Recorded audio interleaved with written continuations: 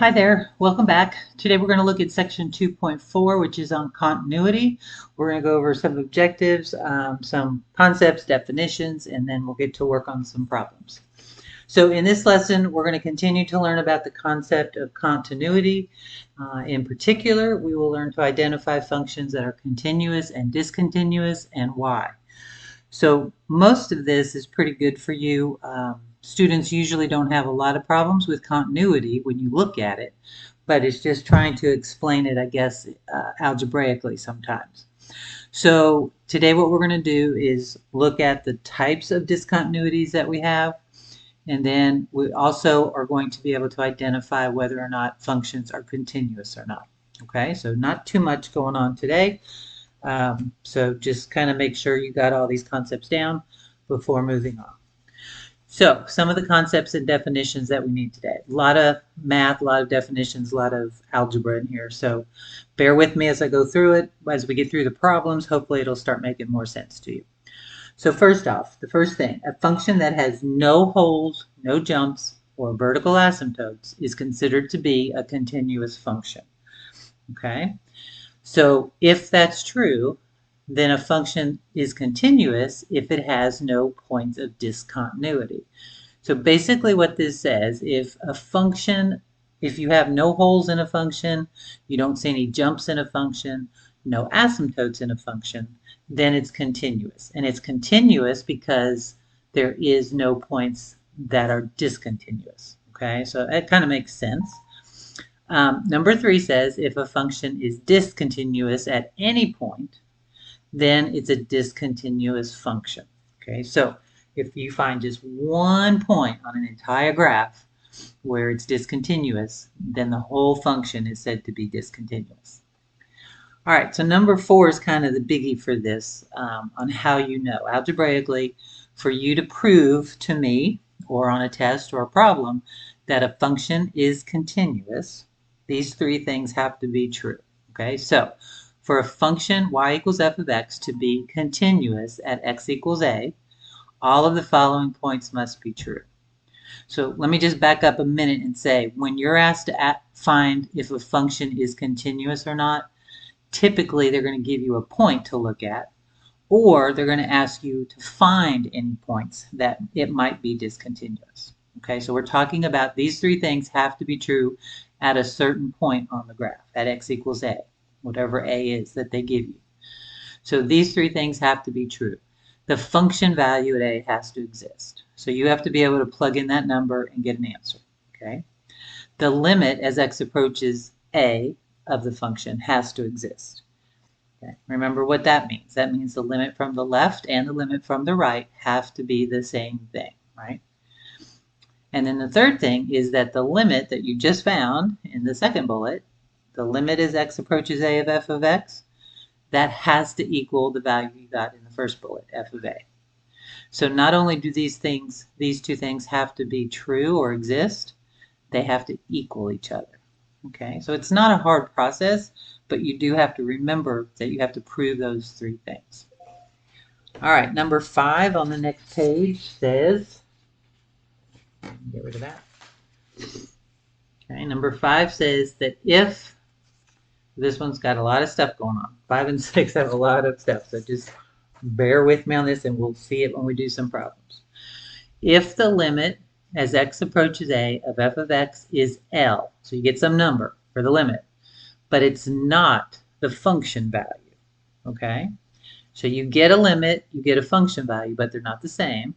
Or if the limit as x approaches f of x equals L, some value, and the function value does not exist, so either one of those things can be true, then that means that there's a hole, okay? There's a hole in the curve at x equals a.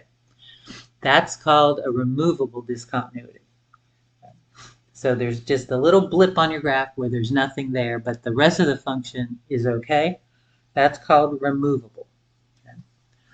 All right, number 6 says if the limit of x as x approaches a from the left of f of x does not equal the limit as x approaches a from the right of the function, then the limit does not exist, right? We know that. The left and the right side have to be the same for this to exist. So that means that we have what's called a jump discontinuity. Okay? Jump means that there's going to be a gap between the graph, where one graph part of the graph ends and where it starts again. It says some, but not all piecewise functions are classic examples of this jump discontinuity. So again, there's different things that go on, and that kind of helps you decide on what it is. Okay? 7 says if the limit as x approaches a of f of x equals plus or minus infinity, remember those are asymptotes, and f of a does not exist, okay, so you can't plug in an asymptote value in a function, you can't, right? Usually you're dividing by 0 or something like that. Then the function is discontinuous at a. And these are called infinite discontinuities, and it's non-removable discontinuity. Okay, so these are pretty easy to tell when you have an asymptote. So you call those infinite discontinuities, or you can say it's a non-removable discontinuity. Okay, so this always occurs when you have a vertical asymptote. All right, so we're getting ready to kind of look at some graphs and functions and make sure that all of this makes sense. So let's start with the graphs. Okay, we're going to do the graphs to kind of prove number 4. Okay, that definition of continuity. So kind of have out, I can't have it all out at once, but number 4, keep that next to your paper so we can go through these things. Okay. All right. So number 1 says, for each of the graphs of f of x below, answer the corresponding questions on the right. Okay. So here's our graph. Now I can plainly see with this graph, it is continuous everywhere but right there. Continuous kind of means you can just keep your pencil on the paper. You don't have to pick it up. So you really don't have to pick up your pencil here. You do because that point's not there. So there's a little jump and then you keep going. Okay? So that little hole there represents one missing point. So this is what would look like, or this is what we would call a hole. Right? Because I just continue the graph, it really is almost one continuous graph except for that little blip right there. So that's a hole. Okay, so that's a removable discontinuity. So let's look at the 4 things that we're talking about here on number 4, those 3 bullets. Okay. All right, so first up, it says find the limit as x approaches -2 from the left. All right, so -2 is here. And from the left, which would be this side, as we approach -2 from the left, the y value is approaching 2. Okay. Find the limit as x approaches -2 from the right. Okay. So that would be from this side. So as we get closer to -2 on the right, the y value is still approaching 2. So that's the limit from the right. So find the limit as x approaches -2. So remember, for this to exist, these 2 things have to be the same. So that is true. So that's 2. And then it says find f of -2. Okay. Find f of -2. What is the function value at -2? Well, there is none. There's an open circle there. That means that's a hole. So this does not exist. Okay. That does not exist. So go back to your number 4 on the definitions. Okay. Did f of a exist? No, it did not. So right there, it tells me this function is not continuous. The limit existed. Yes, that was true. These did not equal each other because that didn't exist. Okay. So that goes to number 5 on your definitions. Okay. So the limit existed. We got L. Well, it was actually this one. The limit existed. We got a value, 2, but the function value did not exist. Okay. So that's a removable discontinuity. All right. So part 5 says, is the function continuous at x equals -2? No. Okay. And what type of discontinuity is that? That would be a removable discontinuity. Okay. Okay, so that's a removable discontinuity. All right, let's look at part B. Same questions pretty much. Okay. But now we have this up here. Okay. We got a point. So find the limit as x approaches -2 from the left. We already know the limit is 2 from the left. From the right, also 2. The limit's coming to 2. So the limit at x equals, as x approaches 2, is 2. Okay, so same thing as before. All right. But now in part 4, it says find f of -2. This time I have f of -2. It's up here at 5. Okay. All right. So again, that's going to fail. Well, look at number 4.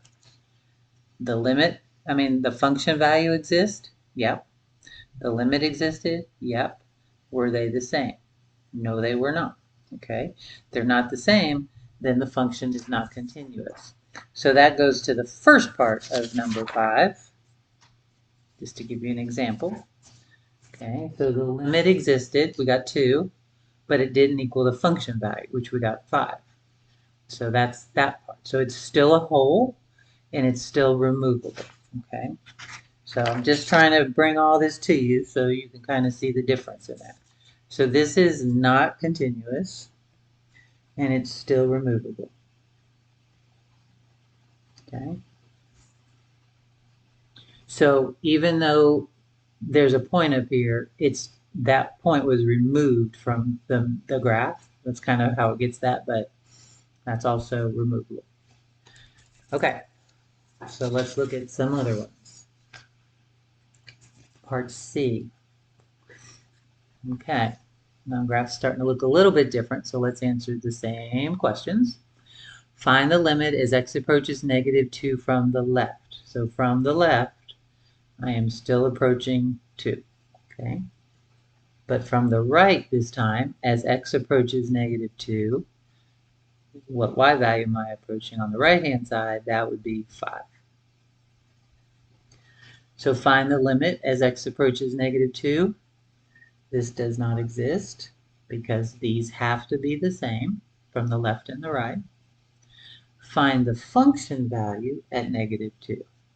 The function value is that closed circle, which is 5. Okay? All right, so go back to number 4. Did the function value exist? Yes. Did the limit exist? No. Okay, so this one is failing because of that second bullet. Okay, so number 6 tells you about that. So the limit as x approaches a from the left and the right side do not equal each other. Okay, so if that is true, then this is called a jump discontinuity. And remember, most piecewise functions have that, not all of them, but you can see the difference. We were graphing, and then we had to actually pick up our pencil and move totally different to start the rest of the graph. On the first two, there was just something missing there, right? But this is actually a jump. So this function is not continuous at -2, and it's called a jump discontinuity, okay? Now, the rest of the function is continuous. I didn't say that on the first two, but all of these points are continuous. They keep going. So usually there's going to be 1 or 2 points you're going to be asked about. Okay? All right. Let's try D. Okay. This one you can kind of plainly see that's a vertical asymptote. Right? There's dotted lines when the arrows go to infinity and negative infinity. Those are asymptotes. So we kind of already know this answer, but let's answer these questions. Find the limit as x approaches -2 from the left. So from the left-hand side, we are approaching negative infinity, right? Which, remember, doesn't exist. From the right of -2, we're going to positive infinity. So also does not exist. So the limit does not exist because the left and the right are going different, but didn't exist anyway. It's an asymptote. Find the function value at -2. There is no function value at -2. Okay. So this thing is wrong for a whole lot of reasons, which is number 7. Okay, look at number 7. If the limit goes to infinity, plus or minus, and the function value doesn't exist, then this is discontinuous, and it's called an infinite discontinuity or non-removable. Okay, I don't mind you calling it either thing. Pay attention on Hawks on how they want you to answer it. But this is not a continuous function at -2, so it's either infinite, okay, or you can say non-removable. I want to say it's going to ask you for non-removable, what I'm not 100% sure, so just read how it wants you to enter those. Okay? All right. So that's looking at the graph. And now the rest of the problems we're going to do are just the functions, so that we have to kind of know these things. A lot of this stuff has to do with rational functions, which we already covered. So hopefully you kind of remember the difference between wholes and asymptotes. Okay, so find the points of discontinuity for each function in number 2, if any exist, and then determine what type of discontinuity each is. All right, so the first two are rational functions. So remember, on a rational function, if it's a common factor, it's a whole. And if it's just what makes you get 0 in the denominator, that's an asymptote. Okay, so before we can do anything, we need to factor to make sure there's no common factors. So if I take the top and factor x squared minus x minus 2, okay, I know the first two are x, and then factors of 2, there's only one way to get 2, which is 2 times 1. And then I need a -1 in the middle, so the 2 is going to have to be negative, 1 will be positive. And in the bottom, you had x minus 2. All right, so x minus 2 is a whole, and if you set it equal to 0, you end up with x equals 2. Well, remember, this is what x cannot equal, right? It's in the bottom. So x cannot be 2. So that is a point of discontinuity because that is a whole. Okay? You can put this in your calculator and graph it and see that it's continuous. The only problem with that is that sometimes well, all the time on a graph, you don't see the whole. Okay? So I'm going to put this in my calculator. So remember, when you put this in your calculator, put the top in parentheses. So x squared,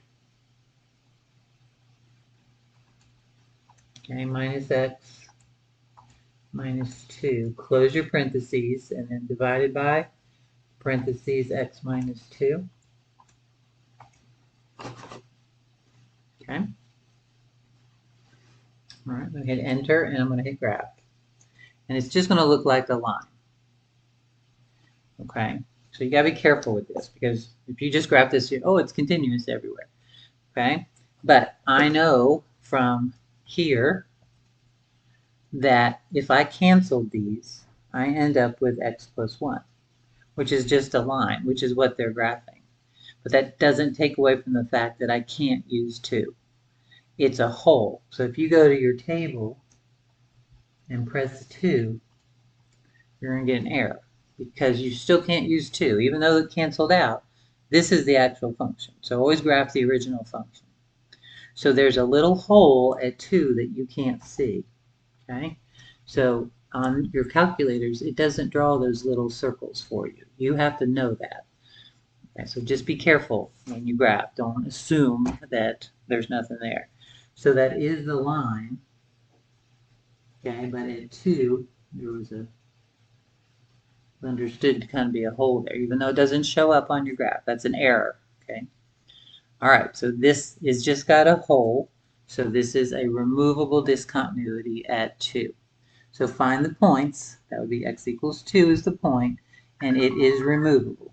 Okay. That's what it wanted to know. That's the only place on this graph that's a problem. There's nothing else in the bottom. Okay. Anything else in the numerator is fine. All right, let's do the same thing with b. So again, you could graph it, but let's look at it first before. So x plus 1 in the top is fine.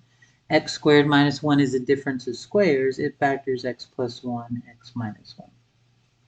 Okay, so again, you have a whole at x plus 1. So at x plus 1, Okay, I'm going to put that's a whole, but you still have x minus 1 in the bottom. That's a vertical asymptote. Okay, so remember the difference. Common factors are wholes. Factors left in the denominator that are not wholes are vertical asymptotes. So I have 2 points of discontinuities in this problem. One whole, one vertical asymptote. So the whole at x plus 1 means x equals negative 1, right? Set it equal to 0 and solve. So this is a whole, which means it's removable. Okay, that's the first one. But at x minus 1, that's a vertical asymptote. So when you solve that one at x equals 1, that's infinite or non-removable, right? So this one had 2 points of discontinuity. Nothing else in the problem is going to give you trouble, just the things in the denominators. Okay. All right. C is a polynomial. That's a quadratic equation. There's nothing wrong with that thing, right? Looks like that. All polynomials are continuous. There's no problem with that. So this is a continuous function. Okay. There are no points of discontinuity. It's continuous everywhere. All right, D, another rational function. So x in the top, the bottom factor is x plus 3, x minus 3. Okay, so there's 2 points here of discontinuity. Neither one of these is in the numerator. So there are no wholes in this problem. These are both vertical asymptotes. Okay, remember that a whole has to have common top and bottom. So you have 2 points of discontinuity. One at x plus 3, so set that equal to 0, and one at x minus 3. So the first point of discontinuity is at negative 3, and your other point is at positive 3. Both of these are infinite or non-removable. They're both vertical asymptotes. Okay? So we've done a lot of different rational functions on this page. We've got one more to go. So let's look at that, and then we'll do some piecewise functions. Okay? So it's all about factoring these so that you kind of can tell what's in the top and what's in the bottom. All right, let's look at E. E we're going to have to factor by grouping since there's 4 terms. And remember when we group, I kind of like to change this to have a plus sign and then change these signs. Okay? So I'm going to think of this problem as x cubed plus x squared plus negative 4x plus 4, like that. Okay, so I need to have this third number. Sorry, that's positive. Oop. No, it's not. Oh, sorry about that, guys. It is negative. All right. So I put the plus sign there. So this is a negative 4x, all right? And this, no. Okay, so I knew I did something wrong, but sorry about that. Let me write it here. X cubed plus x squared. I want this to be positive. So this is going to be a negative 4x, and this will be plus another negative 4x. Let's do it that way. I think that would make more sense anyway. Okay? All right. So I just need this sign here to be plus. So this is going to stay with a negative 4, and that's going to stay with a negative 4. All right. Okay. So now when you factor, remember we're going to group these two together, and we're going to group these two together. So that's why I want that plus sign there. All right. So what do the first 2 terms have in common? That would be an x squared. So if you factor out an x squared from both of these, you're left with x plus 1. Okay, now what do these 2 terms have in common? They have a negative 4 in common. So now we're going to factor out the negative 4, which will leave you x plus 1. Okay, So you take out the negative 4 from both of them. That leaves you x plus 1. All right, over x minus 2. So when we group, you group these two together, and then remember these have to be the same. So that's x squared minus 4 times x plus 1. That's called grouping over x minus 2. And now this is a difference of squares. So that factors x plus 2, x minus 2. This one's got a lot of factoring involved in it. Over x minus 2 over x minus 2. All right, so x plus 2, x minus 2 is this factor, x plus 1, this one. Okay, so this is the only point that I have to worry about for discontinuity, and it happens to be a whole because it's common to that. So x minus 2 equals 0. Remember, that's a whole. So solve that, you get x equals 2. So that's your point of discontinuity, and it is removable. Okay, because it's a whole. Don't have a choice when it's a whole. That's what they do. Again, if you graph it, it's just going to look like a regular graph. It's not going to look like it has a hole in it, but if you go to 2 on your table, you'll get an error message. Okay? All right. Sorry about all that mess up there. All right, part F and G and number 3 are all about piecewise functions. Piecewise functions are kind of nice because all you have to check is where the split is in the graph. Because this is a continuous function, it's a parabola. This is a continuous function, it's a line. So all you have to check is where they meet, okay, at 2. So we have to figure out if at 2 we're going to get the same value or not. Okay, so these are pretty simple to find the points of discontinuity. 2 might be or it might not be, but there are no other values that are going to be problems in this graph. So you're going to take x equals 2, okay, so whatever this is, we're going to plug that into both of these and see what we get. So for the top function, if I use 2, I get 2 squared plus 1, which is 5. And on the bottom function, if I plug in 2, I get 2 times 2 minus 1, that's 3.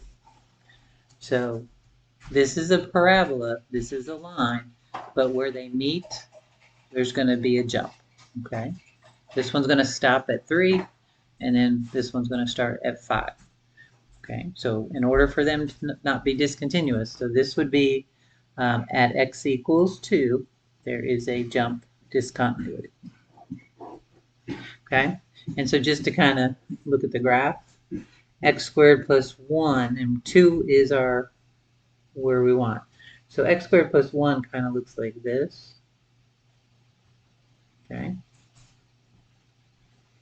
And then 2x minus 1, okay? 2x minus 1, there's negative 1, it kind of looks like that, okay? So this one is at 3, this one is at 5, so there's a gap there, right? So there's a jump, okay? All right, let's look at part G. All right, so again, piecewise function, all I got to worry about is what's happening at 1, okay? So we're going to test x equals 1. That's what we need to check. So put 1 in the first function. 1 squared plus 5 times 1, that's 5 plus 1 is 6. Put 1 in the second function. 37 minus 1. Okay, so these are the same. So if they're the same and the function value exists, which it does, at x equals 1, I can plug 1 in. I just did. I got 6. So the limit's the same, and I'm approaching the same value. So this is a continuous function, okay? And it has no points of discontinuity.